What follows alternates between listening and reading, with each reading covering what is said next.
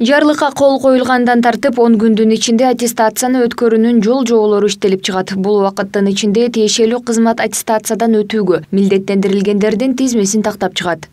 Аттестация негизинен 3 компонентти өзүнө камтыйт. Бул түздөн түз ошол мамлекеттик кызматчынын же муниципалдык кызматчынын түздөн түз жетекчисинин баалоосу, ошондой эле тестилөө этабы.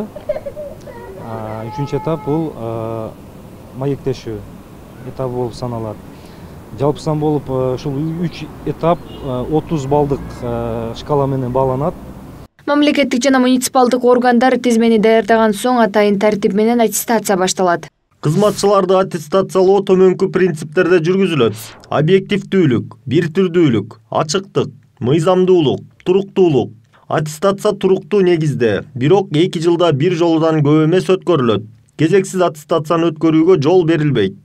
Саясаттануучу Кыргыз Республикасынын президентине караштуу мамлекеттик башкаруу академиясынын ректору Алмазбек Акматалиев аттестациядан башка мамлекеттик жана муниципалдык кызматты жакшыртуунун жолу жок деп эсептейт. Менин оюмча, мындай электен өткөзүп, начарларды, өскүсү келбегендерди, аракет кылбагандарды, билими жетпегендерди мамлекеттик кызматтан кетирүүгө негиз түзүлдү да. Мен ойлойм, эми күчтүүлөр калат, начарлар кетиш керек. Башка мындай мамлекеттик кызматты жакшыртуу башка жолу жок. Дүйнөдө башка механизмди эч ким ойлоп тапкан эмес. Ар дайым аттестациядан, баалоодон, электен өткөзүп туруш керек. Күчтүүлөрүн өстүрүш керек, начарларын кетиш керек. Болду, башка жол жок. Азыр да биз ошо жолго түштүк.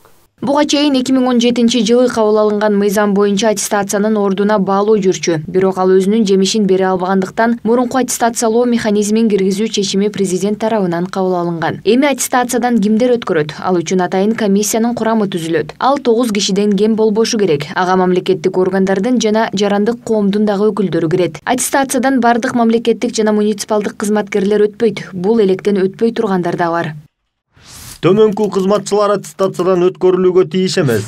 Эгерде өздөрү мындай каалоосун билдирбесе, тиешелүү категориядагы административдик кызмат ордун 1 жылдан аз ээлегендер, кош бойлуу аялдар, эгерде алар өздөрү мындай каалоосун билдирбесе, кош бойлуулук жана төрөт боюнча, ошондой эле бала багуу боюнча өргүүдө жүргөндөр, 1 жылдан ашык мөөнөткө окууга жөнөтүлгөндөр. Жарлык мамлекеттик жарандык жана муниципалдык кызматчынын кесиптик билимдеринин жана иш көндүмдөрүнүн ээлеген кызматына ылайыктуулугун аныктоо максатын көздөйт. Буга ылайык өлкөнүн жаңы мамлекеттик кадр саясатынын негизги милдети, мамлекеттик органдардын жана жергиликтүү өз алдынча башкаруу органдарынын зарыл квалификацияга ээ болгон кызматчылардан турган жогорку кесипкөй аппаратын түзүүнү камсыз кылуу колго алынууда. Өз кезегинде адистер бул аттестация мамлекеттик жана муниципалдык органдардын ишин илгерилетет деп ишеним артышууда. Айза Камчыбекова, Нурдан Карыпбеков, Пирамида.